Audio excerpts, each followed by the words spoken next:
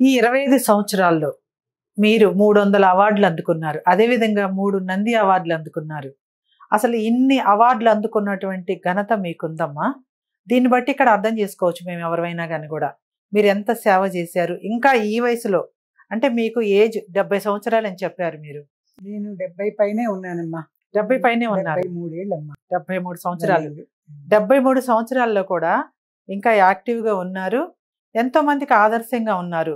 ఏ రోజైనా సరే ఇన్ని సంవత్సరాల నుంచి సేవా జీవితంలో నేనున్నాను. అబ్బా! ఇంక చాలు రిటైర్మెంట్ అవుదాము అన్న ఆలోచన రాలేదా మీకు? అమ్మా అసలు సేవ అనేది నా రక్తంలో జీర్ణించుకోపోయింది కాబట్టి నాకు ఆ రిటైర్మెంట్ అన్న ధ్యాస కూడా లేదు. నేను మొన్న డాక్టర్ దగ్గరికి రీసెంట్‌గా 2 కాళ్ళు సర్జరీ చేయాల్సి వచ్చింది. డాక్టర్ దగ్గరికి వస్తే, అమ్మా నీ మనసు చిన్నదే కానీ నీ వయసు చిన్నది కాదమ్మా. నువ్వు చాలా జాగ్రత్తగా ఉండాలి. నీ మనసుకు తగ్గట్టుగా నువ్వు డాన్సులు చేయకూడదమ్మా అని చెప్పారు. అంటే వయసుతో సంబంధం లేదు.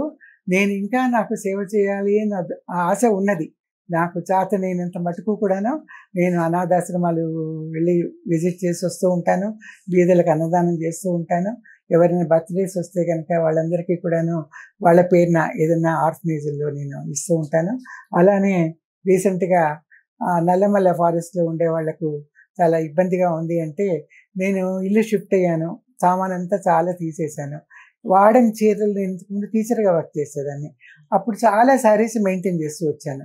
ఆ శారీస్ ఏంటంటే చినిగిపోవు, నాకు పారే బుద్ధి కాలేదు. అలా అలా అలా పెట్టుకొచ్చి ఇంక నాకు చాలవు, నాకు ఇంక ఇల్లు కూడా సరిపోదు, అవన్నీ తీసేయాలని దగ్గర దగ్గర ఒక 60-70 చీరలు నేను మొత్తం తీసేసి స్లీపర్స్కి కానీ లేకపోతే నల్లమల్ల ఫారెస్ట్లో ఉన్న వాళ్ళకు 40 చీరలమ్మా స్టార్చ్ పెట్టి ఇస్త్రీ చేసి కొత్త చీరలు లాంటి చీరలు, డ్రెస్సులు, మనం వాడని రగ్గులు, దుప్పట్లు ఇవన్నీ కూడాను 2 అట్టపెట్టెల నిండా ప్యాక్ చేసి మాకు తెలిసిన వాళ్ళు వెళ్తూ ఉంటే ఆ ఫారెస్ట్కి పంపించేసి వాళ్ళందరికీ కూడా డిస్ట్రిబ్యూట్ చేయమని చెప్పానన్న.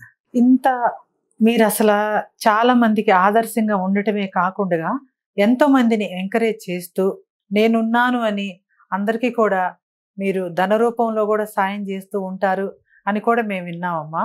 ఇంత ఈ వయసులో ఉండి కొంతమందిని చూస్తూ ఉంటాం మనము. అరే ఇప్పటి వరకు చేసాము ఇంకేం చేస్తాములే అని చెప్పేసి కొంతమంది కొంచెం నిరుత్సాహపడుతూ ఉంటారు. కానీ మీరు మానవ సేవే మాధవ సేవ అన్న లక్ష్యంతో మీరు ముందుకెళ్తున్నారమ్మా. దీని అంతటికి కారణం మీ తాతయ్య గారా లేక మీ నాన్నగారా? ఇద్దరి నుండి వచ్చిన వారసత్వం అమ్మ. నేను ఫ్యామిలీలోనే మా రక్తంలోనే ఉంది.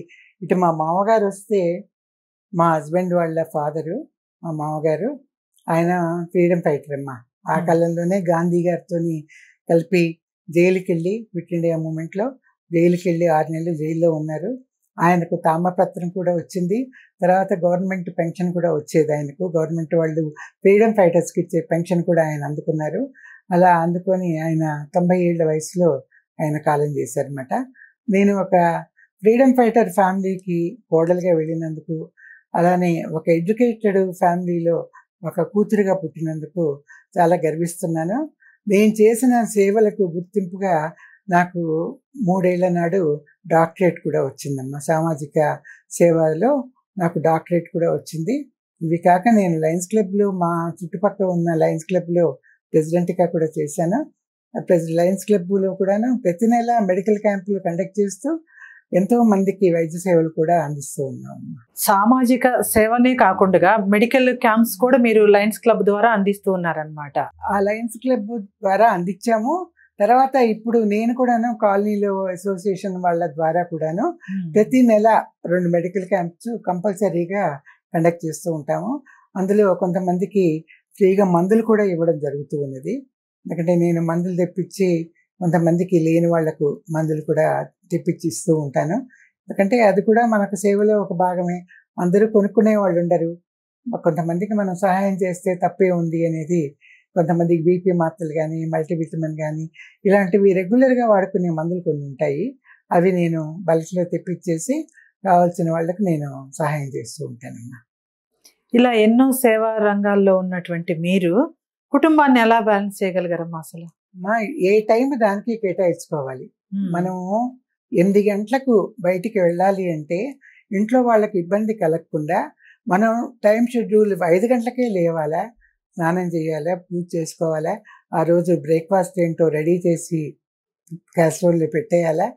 వంట కూడా సాధ్యమైనంత మటుకు మనం 1 గంట లోపల తిరిగి వస్తామా అప్పుడు వచ్చి వండుకోవడం కాకుండా అన్నీ రెడీ చేసుకొని వంట కూడా చేసి పెట్టి డైనింగ్ టేబుల్ మీద అన్నీ రెడీగా పెట్టేసుకొని నేను బయటికి వెళ్ళేదాన్ని. ఒకవేళ ఇంట్లో ఉన్న వాళ్ళకి ఇబ్బంది కలగకుండా వాళ్ళు కూడా నాకు చాలా కోఆపరేట్ చేసేవాళ్ళు. ఆ టైంకి ఆకలి అయితే బ్రేక్ఫాస్ట్ తినేసేవాళ్ళు, లంచ్ టైం వస్తే లంచ్ చేసేసేవాళ్ళు. నా కోసం వెయిట్ చేయకుండా వాళ్ళ పనులు వాళ్ళు కానిస్తూ ఉండేవాళ్ళమ్మ.